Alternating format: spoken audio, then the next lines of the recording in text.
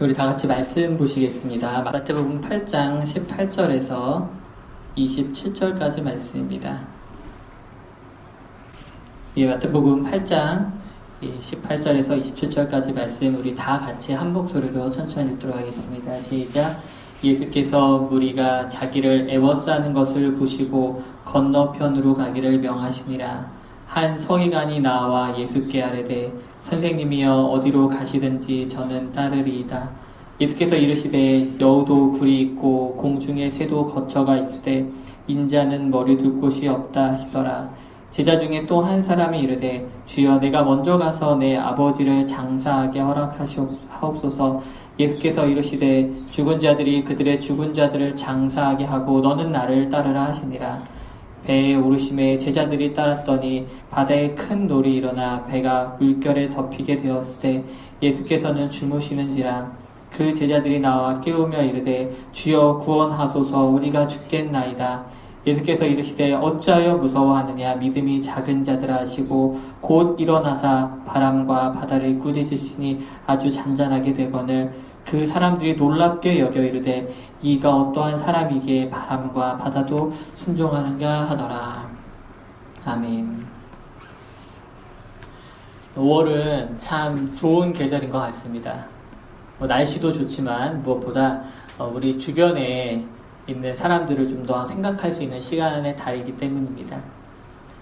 가까이 있었지만은 소홀하게 여기기 쉬웠던 우리 주변에 있는 어린이들도 생각하게 해주고 또한 부모님의 사랑을 다시 한번 감사할 수 있는 그런 시간을 주는 것 같습니다. 어제는 제가 대전에 잠시 좀 점심시간에 다녀왔습니다.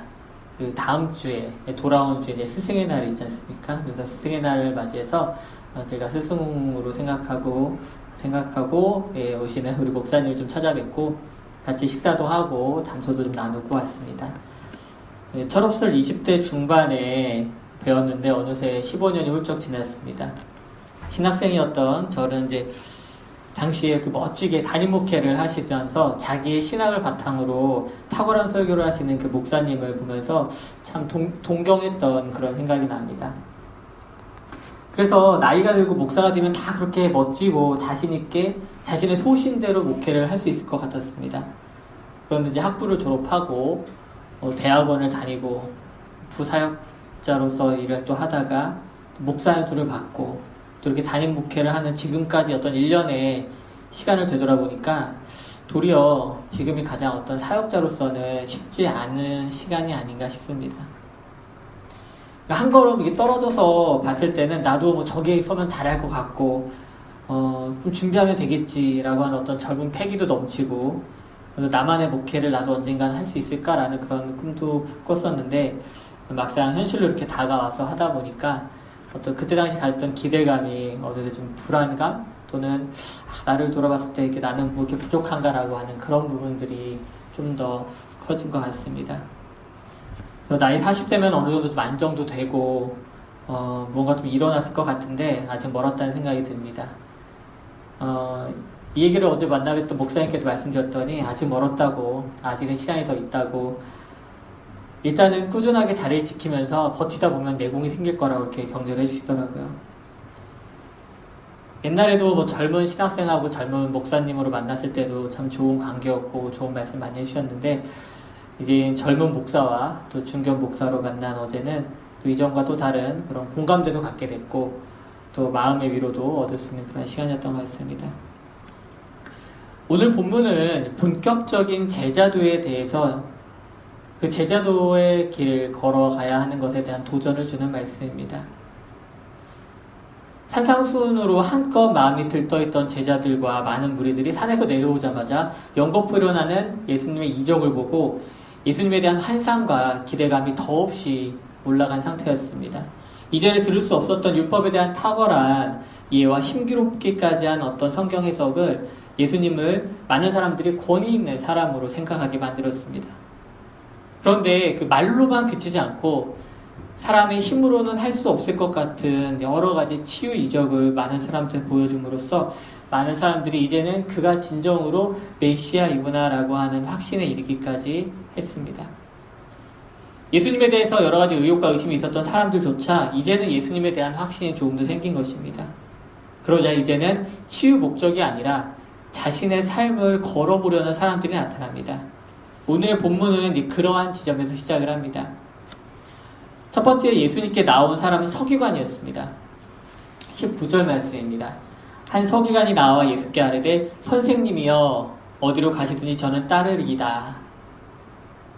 사실 서기관은 대표적으로 예수님과 제자들을 적대시한 진영의 사람이었습니다. 제사장, 바리새인, 사두개인, 율법사, 서기관들 이런 사람들은 예수님께서 어떤 일을 하고 어디로 가는지 무슨 말을 하는지 하나하나 주시했습니다. 시골 나사렛 출신의 정규육도 받지 않고 유명한 랍비의 제자도 아니었던 그 예수가 많은 사람들을 현혹하며 마치 자신들이 가지지 못한 그 무엇으로 끄는 것을 보면서 자기랑 급이 다르다고 생각했는데 그런 사람이 더 많은 사람들을 이끌고 인기를 얻는 거 보니까 그 사람들도 불편했던 것입니다. 그런데 예수님을 선생님하고 부르면서 따르겠다고 하니까 반대편에서 예수님 편에 선 사람들 생각하기에는 얼마나 속으로 쾌재를 불렀을까요?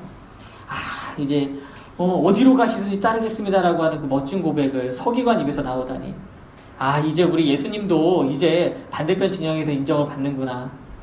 이 사람을 이제 시작으로 해서 얼마나 많은 사람들이 올까? 혹시 다음에 제사장이 오면 어떡하지? 바리새인들이 온다고 하면 어떡하지? 별의별 생각을 다 했을지도 모릅니다. 그런데 이 마태복음을 쓴 마태는 그가 예수님을 부른 호칭이 선생님이었다라고 하는데 사실 주목을 합니다. 이 위에 보시면 알겠지만 예수님을 메시아로 믿고 구원을 바라는 사람들은 예수님을 주님이라고 부릅니다. 신약 성경에서 예수님을 선생님으로 부르는 경우는 예수님하고 어떤 특별한 관계가 아닌 제3자 입장의 사람이거나 아니면은 예수님을 적대시하는 사람들 뿐이었습니다. 서기관은 예수님을 구약에 약속된 메시아로서의 믿음을 가지고 나온 게 아니라 사실은 그냥 특출난 랍비 중에 한 명으로 생각을 하고 와서 그에게 가르침을 받아서 도리어 자신도 이제는 유명한 교육을 받은 한 사람이 되는 것을 목표로 하고 나온 것이라는 겁니다. 여기서 말하는 어디로 가든지 따르겠다라고 하는 말도 무슨 죽음을 불사하고 험지를 따라 나서겠다라고 하는 그런 베드로와 같은 그런 고백이 아니라 어느 지역이든지 혹시 조금 멀리 가시더라도 제가 그 정도까지 충분히 따라 나설 수 있습니다라고 하는 결심을 말해주는 말입니다. 재밌는 것은 이러한 서기관의 말에 대꾸하시는 예수님의 말씀입니다. 마태복음 8장 20절에 이렇게 말씀하십니다. 예수께서 이르시되 여우도 굴이 있고 공중에 새도 거처가 있을 때 인자는 머리 둘 곳이 없다 하시더라. 예수님은 어디든지 따라 나서겠다라고 하는 서기관에게 여우나 공중에 새조차도 있는 거처할 곳이 아마 없을 거라고 미리 경고를 하십니다. 당시에 인기 있는 랍비라면은 부와 명예가 자연스럽게 따라갔습니다. 여러 지역을 다니면서 자신의 말을 선포하고 또 율법을 해석한 것을 얘기하다 보면 많은 사람들이 그를 랍비로 추종하고 따르기 시작하는 것이죠. 그리고 시간이 지나면은 이제 어느 정도 일정 규모가 된 제자들과 함께 한 자리, 일정한 장소에 자리를 잡아서 가르치는 것이 일반적인 관례였습니다. 아마 서기관도 어쩌면 산상수훈을 듣는 그 자리에 있었을지도 모릅니다. 아니면은 최소한 이적을 베푸는 그 자리에는 있었던 것이 틀림없습니다. 자기가 보고 들은 예수를 이제 차세대 랍비, 라이징 스타 랍비로 보기에 너무나도 적합했기 때문에 이제 조금만 더 따라다니고 조금만 고생하면은 분명히 어딘가 자리 잡고 이제 제자들 키워내실 거라고 하는 기대감이 있었다는 것입니다. 그런데 예수님은 그 마음을 아시고 그 속을 아시고 그게 그렇지 않을 것이라고 미리 경고를 하시는 겁니다. 더 흥미로운 사실은 예수님을 메시아가 아닌 선생님으로 보았던 서기관에게 예수님은 자기 스스로를 인자라고 말씀하십니다. 아마 성경을 많이 보신 분들은 알겠지만은 예수님이 스스로를 인자로 호칭하는 경우가 많이 있습니다. 그런데 마태복음에서 이 인자라는 호칭이 바로 이 장면에서 처음 나옵니다. 인자를 있는 그대로 해석하면 사람의 아들, 사람의 자녀라는 뜻입니다. 예수님의 인성을 나타내는 경우에도 많이 쓰지만 이곳에서는 철저하게 본인이 메시아임을 천명하는 방법으로 쓰였습니다. 다니엘서 7장 13절 말씀입니다. 내가 또 밤 환상 중에 보니 인자 같은 이가 하늘 구름을 타고 와서 옛적부터 항상 계신 이에게 나아가 그 앞으로 인도되매. 이스라엘을 구원할 구원자를 설명하면서 이 인자라는 단어가 이곳에서 처음으로 사용됩니다. 이스라엘 사람들은 이후에 이 인자라고 하는 단어를 들으면 메시아이구나 라고 하는 것을 익히 알았습니다. 그래서 사람들이 예수님이 오늘 본문에서 스스로를 인자라고 칭할 때 메시아임을 말씀하신다는 것을 이해할 수 있었다는 것입니다. 예수님은 서기관이 자신을 한낱 랍비로 따르겠다는 말에 내가 바로 메시아야. 단순히 내가 가르침을 주려고 온 것이 아니야. 나는 너를 죄에서 구속하기 위해서, 너를 죄에서 구원하기 위해서 온 거야 라고 하는 것을 말씀하시는 것입니다. 예수님은 우리를 분명히 제자로 부르십니다. 하지만 세상에서 말하는 스승과 제자와는 그 결이 다릅니다. 서기관은 자신의 입신양면을 위해서 예수님을 자신의 선생님으로 삼고자 했을 뿐입니다. 어느 곳에서 정착해서 제자를 양육하든지 그곳까지 일단 따라가서 기꺼이 따라가서 그곳에서 헌신할까지 준비는 되었다고 말을 합니다. 그러나 막상 그는 예수가 진정 누구인지 알아차리지 못했습니다. 오늘 우리는 본문을 통해서 세 가지 모양의 제자도에서 생각해 볼 수가 있습니다. 바로 그 첫 번째가 이 서기관의 제자도입니다. 예수님을 아직 깊이 체험하지 못하거나 또는 이해하지 못하고 자기 중심적으로 예수님을 따르는 제자도입니다. 물론 자신의 지위나 체신을 내려놓고 무명의 랍비를 따라가려는 그의 결단은 높이 쳐줄 수 있을지 몰라도 그것은 언제까지나 자기 중심적인 결단이었을 뿐입니다. 예수님은 그러한 서기관에게 그가 바라는 것은 자신에게 없으며 도리어 예수님의 사명인 메시아로서의 사역을 이해하길 원했습니다. 두 번째 볼 수 있는 제자도의 모습은 21절부터 나옵니다. 서기관이 예수님을 선생님으로 따르려던 자였다면 이번에는 주님으로 따르려는 사람의 모습이 나옵니다.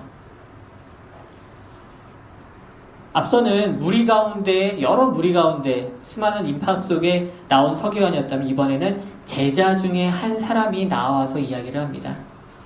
그리고 그는 예수님을 주라고 부릅니다. 제자 중에 한 명이었다라고 하는 것은 이미 어느 정도 헌신을 하고 예수님을 메시아로서 인식했다는 것입니다.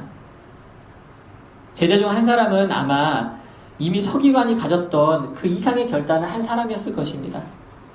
이미 예수님을 따르는 무리 중에서도 아주 깊숙이 들어와 있었던 자임이 틀림없습니다. 산상수훈을 시작하면서 마태는 예수님과 사람들 간의 여러 관계를 설명해 줍니다. 그래서 예수님을 따르던 무리와 산상수훈을 듣고자 예수님 더 앞으로 나온 제자는 그 관계에 있어서 분명히 차이가 있었습니다. 서기관은 무리 가운데 속한 사람이었다면 이 두 번째 나온 제자는 분명히 제자 가운데 속한 한 사람이었다고 성경은 말해줍니다. 그런데 그가 예수님께 한 가지 청을 합니다. 바로 아버지를 장사하고 나서 따르겠다는 것입니다. 여기서 말하는 것은 지금 당장 우리 아버지가 오늘 돌아가셨어요. 그래서 내가 장사를 마치고 따라오겠습니다 라는 말이 아니라 자녀로서 부모님에 대한 봉양의 의무를 다하고 그리고 나서 제자의 길을 따라오겠습니다 라고 하는 뜻입니다. 부모님을 섬기는 것은 여러분 잘 아시는 것처럼 10계명에 언급될 정도로 유대 사회에서도 굉장히 중요한 일이었습니다. 심지어 이 부모님께서 돌아가셨을 때는 유대 사람들은 매일 3번 정기적으로 기도를 했어야 하는데 그것도 제외될 정도로 부모님의 장례를 치르는 것은 중요한 일이었습니다. 그런데 그걸 예수님이 모르셨을까요? 당연히 알고 계셨습니다. 그런데 예수님께서도 이에 대한 대답을 해주십니다. 그런데 전혀 우리가 기대하는 바와 다릅니다. 죽은 자들로 죽은 자들을 장사하게 하고 너는 나를 따르라는 것입니다. 얼핏 생각하면은 좀 패륜적인 대답일 수 있습니다.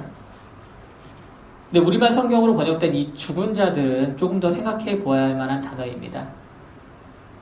먼저 여기서 말하는 죽은 자들이라고 하는 것은 지금 죽은 상태인 사람들을 말하는 게 아니라 정확히는 죽어가는 사람들, 죽을 운명의 사람들이라는 뜻입니다.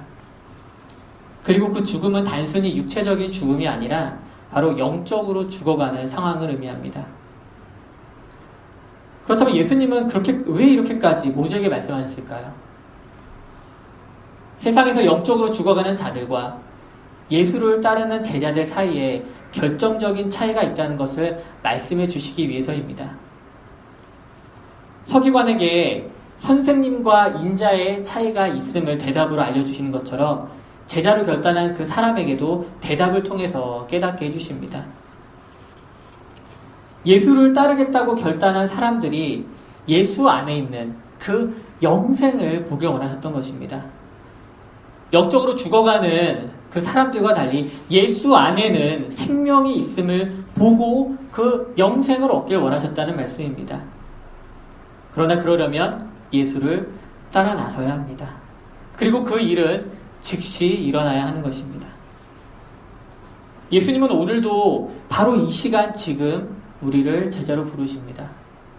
그런데 우리 가운데 그 결단을 조금만 미루고 싶은 마음이 있는 것도 사실입니다.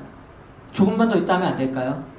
제가 이 일만 마치면 좀 시간이 나는데요. 제가 일단 이 급한 불 좀 끄고 이 일만 좀 마치고 따라갈게요. 헌신할게요. 주님. 근데 어느 누구에게 사정이 없겠습니까? 급한 상황이 없겠습니까? 그런데 예수님은 진정한 제자로서의 길에 오르길 원한다면 즉시 결단할 것을 촉구합니다. 죽어가는 자들의 길로 계속 갈 것인지 아니면 예수님과 영생의 길을 시작할 것인지 그것을 결단하길 원하시는 것입니다. 사랑하는 성도 여러분, 예수님의 제자가 된다고 하는 것은 저 멀리에서 예수님의 멋진 말씀과 믿을 수 없는 이적을 바라보는 것에 머물 수 있는 일이 아닙니다. 예수님의 행적에 놀라고 박수를 치는 바깥쪽에 있는 무리 가운데서 머물면서 스스로 예수님의 제자라고 말할 수 없다는 것입니다. 예수님은 더 가까이 우리를 부르십니다. 한 걸음 더 주님께 나아오라고 손짓하신다는 것입니다. 그런데 그 자리로 나아가기 위해서는 더 큰 결단과 행동이 필요합니다. 그러한 결단과 행동이 저와 여러분 가운데 있길 주님의 이름으로 축원합니다. 주님 곁으로 한 걸음 더 나아가려는 저와 여러분이 되길 소망합니다. 마지막으로 살펴보고자 하는 제자도의 모습은 23절부터 나옵니다. 제가 말씀을 준비하면서 읽은 모든 주석은 제자도에 대한 관한 내용을 이야기하면서 앞서 이 두 가지 이야기에서 단락을 마무리합니다. 그리고 8장 23절부터 9장 8절까지는 예수님의 이적을 묶어서 설명을 합니다.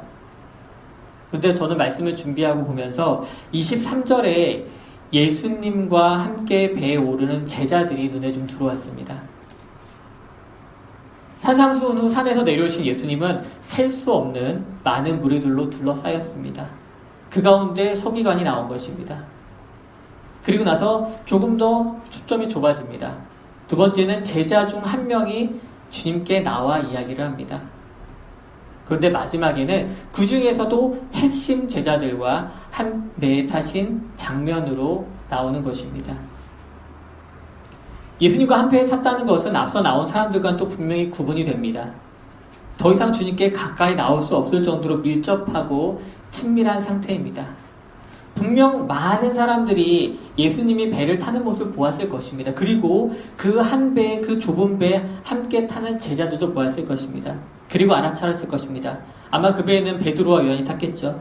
그리고 어떤 사람들이 탔는지 한눈에 알아볼 정도로 정말 적은 수의 사람들이 탔을 것입니다.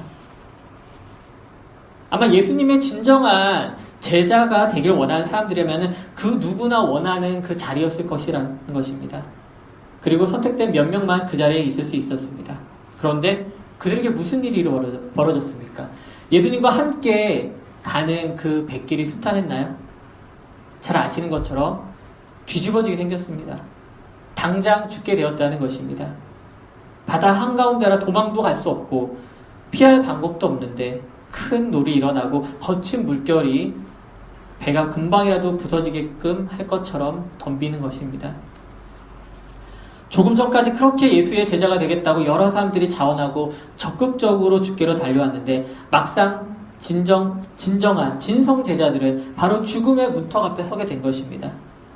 예수님과 함께 배에 올랐던 핵심 제자들은 절대로 상상하지 못했고 기대하지 못했던 상황이 벌어진 것입니다. 당연히 제자들은 주님을 깨웁니다. 살려달라고 어떻게 해야 하냐고 주무시고 계시는 예수님을 흔들어 깨우기 시작합니다. 자신들의 힘으로는 안 되니 예수님이라면 어떻게 하실 것 같으니까 일단 믿고 깨우기 시작하는 겁니다. 예수님의 대답이 무엇입니까? 26절입니다. 예수께서 이르시되 어찌하여 무서워하느냐 믿음이 작은 자들아 하시고 곧 일어나사 바람과 바다를 꾸짖으시니 아주 잔잔하게 되거늘. 제자들 향해 뭐라고 말씀하십니까? 믿음이 작은 자들아 라고 말씀하십니다. 그런데 그 제자들이 어떤 제자들이었습니까? 핵심 중에 핵심이었지 않습니까? 무리들 중에 뽑힌 그런 사람들이 아니었습니까?